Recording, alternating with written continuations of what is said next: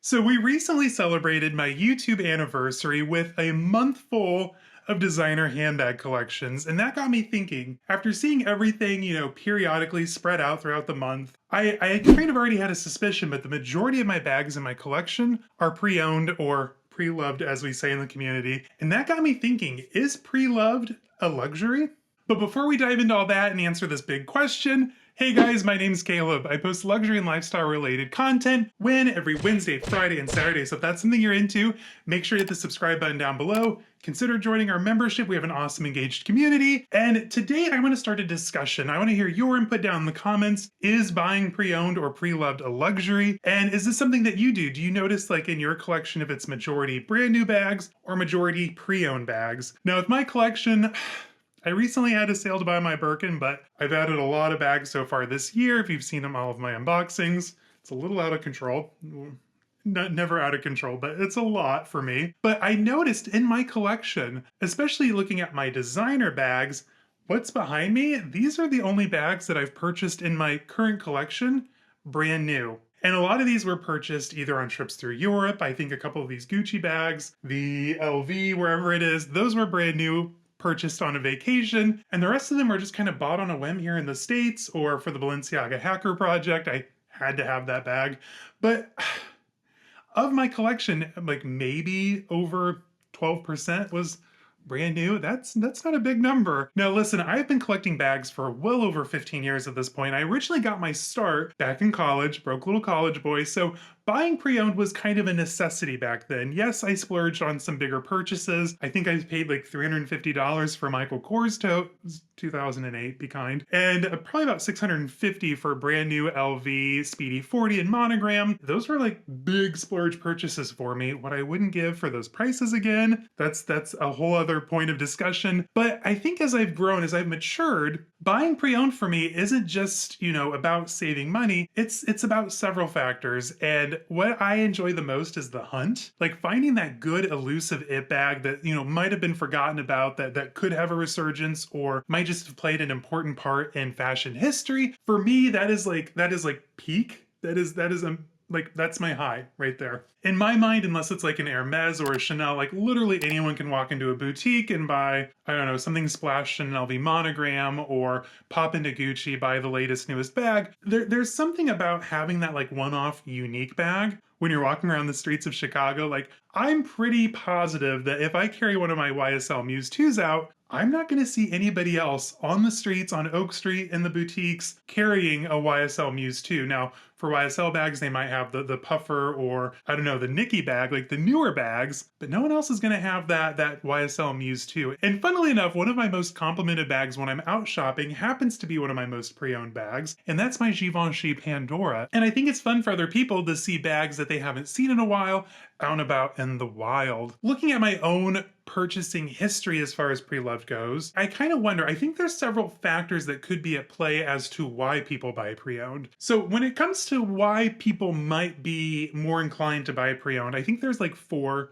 key factors that play into that. First of all, socioeconomic, then followed by environmental. Fashion is like cyclical, fast fashion, like is it worth it to keep up? And then of course, like how much is that boutique experience worth to you? Now, when I was researching this video, I thought it would be fun to kind of throw out some numbers. I love stats and things like that. But the average US American household, their average take-home pay is $77,000. In the realm of luxury designer handbags, I hate to say it, but I'm pretty certain that about the average price point, now we're not considering contemporary, that's like $400 to $1,000 at this point, but just looking at designer luxury bags, I would say the average handbag now costs between like $3,500 up to about $4,000. And looking at that $77,000 annual salary, that is 5.2% of that household's salary for the entire year. With that in mind, like how important is it to most people to have that brand new handbag when that $4,000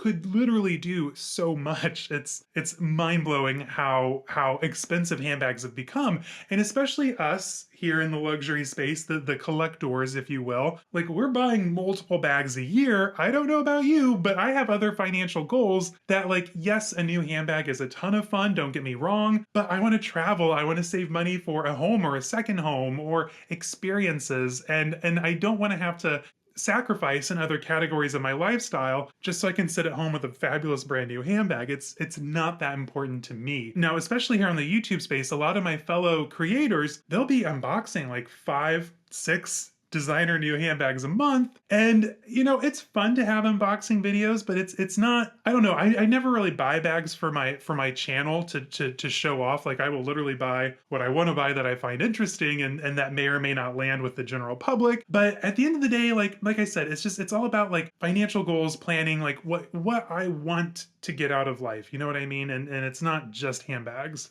There used to be this dogma around buying these expensive handbags. And I think that's, if you look at it, it's kind of like more of a coping mechanism to feel better about spending so much on handbags. But I think, once upon a time, there was this lore that handbags were resale. Like, whatever you paid into it, you were going to get out or close to, if not more. And that used to be true. When I first started collecting an LV bag, as long as it was splashed in monogram, you were going to get what you initially paid brand new in boutique, if not a touch more, just because, you had that LV name behind it. And I don't think that collecting handbags and designer luxury goods had become so big with mass appeal. I think as handbags get bigger and bigger, they're turning more into fast fashion. And with that, it's like you're playing against the casino. Like, you can't win against the house. Like, for this Sade, I paid nearly $2,000. And gosh, what was that, 2021 maybe, like at the start of my channel? And I probably would be lucky to get about $1,000 out of it if I sold it now. Whereas before, like I was saying, like you could get pretty close to, if not more. Now, another thing that drives me crazy, like I was saying, fast fashion. Back in, like the early 2000s,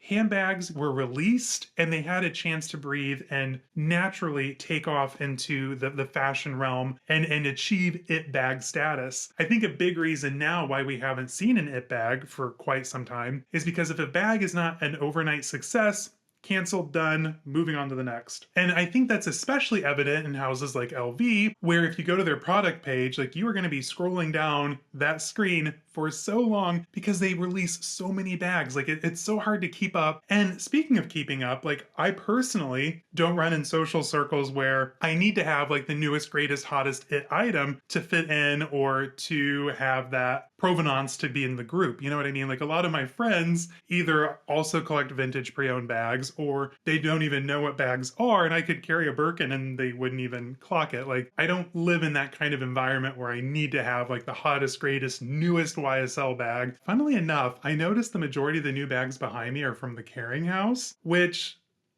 aren't even my favorite brands, but I just thought that was unique. I don't know. Side point. Also, speaking of new bags, I think a lot of mystique goes into the boutique experience. Now, listen, in my years of collecting, I'm a seasoned veteran at this point. I have had amazing experiences filled with champagne, little desserts, a fun time, coffee even. And I've had experiences where the SA could barely care that I'm there and laugh in my face when I ask to see something. So for me, the luxury boutique experience has never really been a driving factor in what I want. Plus, I'm such a nerd. Like, I've already done all of my research. I've watched all the videos available, read all the articles in Vogue and Purse Pop and everything. So I'm going into the boutique already knowing what I want. I've probably already checked their inventory to make sure they have it. I don't know. It's just, I prefer shopping online. Like, I don't have to get dressed up. I don't have to drive into the city, pay for parking. I can just order my bag online and it shows up at my door. It's amazing. So at the end of the day, especially with that resale value that we just talked about, where, you might pay $4,000 for this bag and in 4 or 5 years, it's only worth $1,200. Was that boutique experience worth nearly $2,800 to you? Like, how important is that to the individual? Now, for some people, that's a huge deal. They love the pomp and circumstance. Me, I could care less.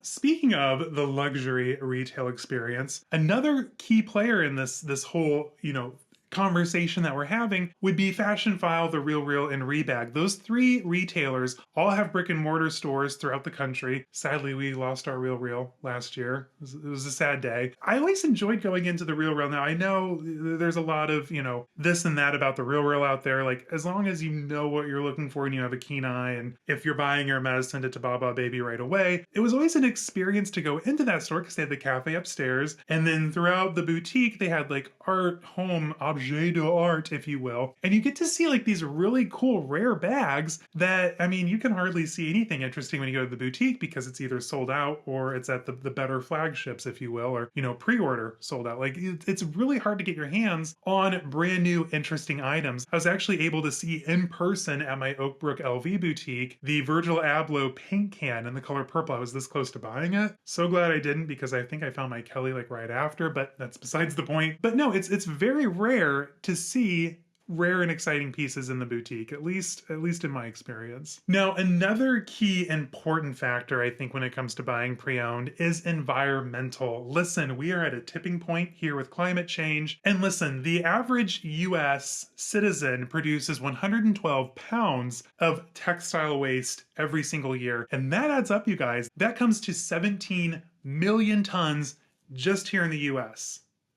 That is disgusting. That is absolutely insane. And listen, like I get it, like these things are mostly leather, but you still have like the bonded leather component, which is going to have the glue when it breaks down. You've got, satin linings, which are probably like a nylon rayon blend. And then you have bags like the LV monogram, which are just PVC. It's the same thing as the plumbing in your walls, PVC coated canvas. Those things are going to be in the earth for quite a while, long after we're gone. I don't know. It just doesn't make sense to me to go out and purchase more, freshly made stuff when I can just get like some really good deals on some awesome pre-owned pieces. It's just, I don't know, from an environmental standpoint too, it just makes more sense to me personally to buy pre-owned.